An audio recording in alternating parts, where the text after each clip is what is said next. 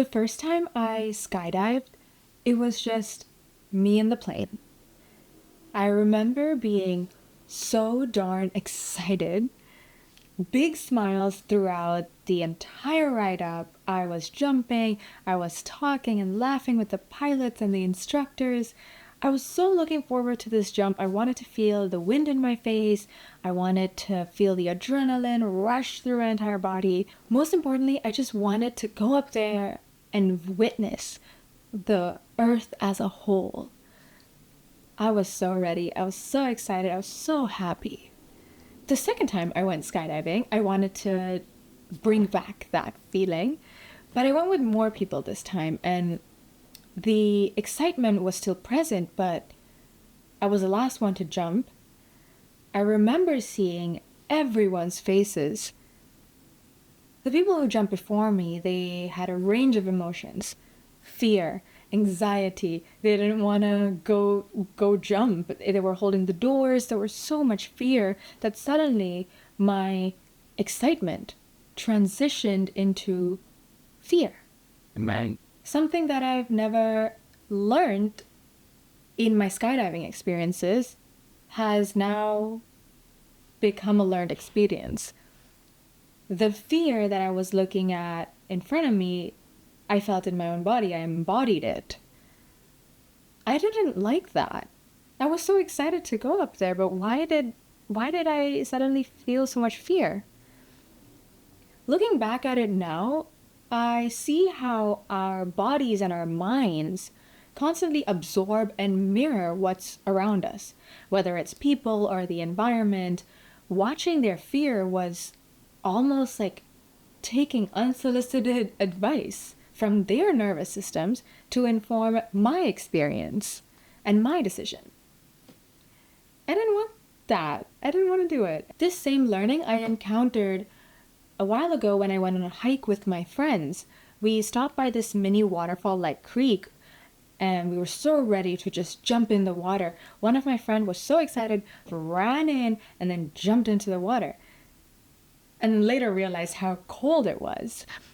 And I was next in line, but because I knew how cold the water was, I just stood there, staring at this water, preparing myself to go in, mentally preparing myself to jump and experience this cold.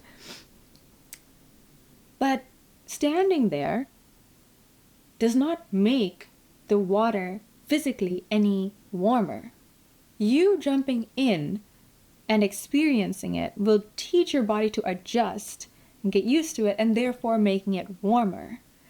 A few moments later, I had the same learning, but this time it was through a 7-year-old girl. A family walked by as we were jumping and swimming.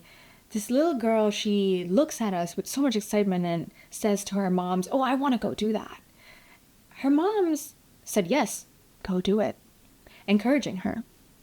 That's all she needed to go up there and jump without any fear. Well, of course, like once she jumped, she realized, oh shit, this is cold water. But that excitement warmed her up and took her through the next 5-6 jumps. Her moms didn't pass down any fears. What she was exposed to was encouragement and excitement. That's what seeped into her mind. Excitement. So what I'm taking away from this is that you just have to be stupidly excited about stuff. That's the only way no one can come in between you and your vision. This type of osmosis happens everywhere. With people and people, people and environment, plants and people. That naivety and almost childlike wonder, the raw emotion of pure excitement from not having any previously known fears. It's so liberating. I guess what it means for me is to not let the fears of the world control your excitement. Our excitement comes out when we're naturally talking about things that we're passionate about, things that we love, we really feel connected to. And obviously it's very difficult to live like that all the time because of the system and the world that we're in. But I think there are moments where we can bask in this excitement, which will make all the difference for you, but also for the people around you.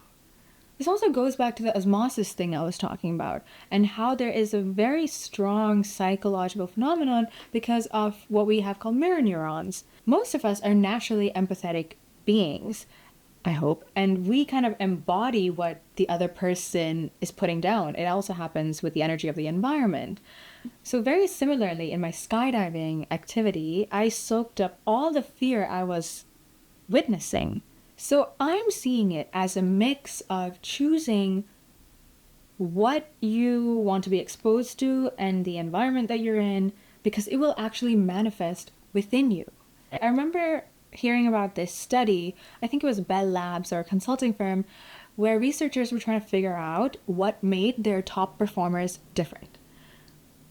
And the common thread wasn't about IQ or the number of hours they worked, but it was the fact that these people had built networks of energizing people.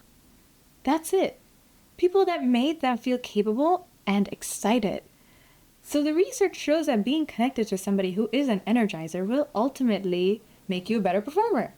There is a very real osmotic behavior in life.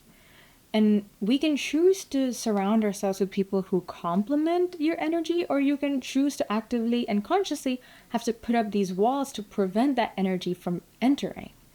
Researchers call this emotional contagion.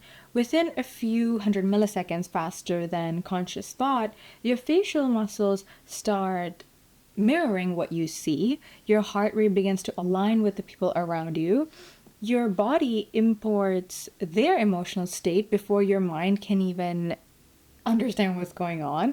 It happens when you can't even see the person directly, even when you're not trying to feel anything. Your nervous system is then essentially porous. Other people's fears and excitements can leak into you through these micro expressions and body tension and just energy. This happens even with social media. Doom scrolling, being exposed to constant negative information will ultimately dictate your mood. And secondhand stress also works the same way. The only way around this is to be selectively permeable. Most of the time it happens subconsciously, but what I'm doing now is if I'm noticing any fluctuation in how I'm feeling, I need to actively step back, notice what's around me, who's around me, what is happening, and take it from there. Being selectively permeable is becoming one of my main requirements, and it's seeping into almost everything that I'm doing, starting with the food that I'm ingesting, who I'm surrounding myself with, what I'm doing, the things that I'm reading. And slowly, I want this ideology to seep into every aspect of my life. The osmotic nature of life is way more powerful than you think it is. It is way more powerful than I thought. I would read about stuff like choose who you want to be around with, choose your surroundings, choose your environments, but I never understood the depth of this. But only when I started to think about how life is inherently and continuously porous, that is when I knew I needed to start choosing what's going through these pores. The environment that you create for yourself in your mind will ultimately and obviously reflect in the outside world. And I don't think we want anyone else deciding that for us.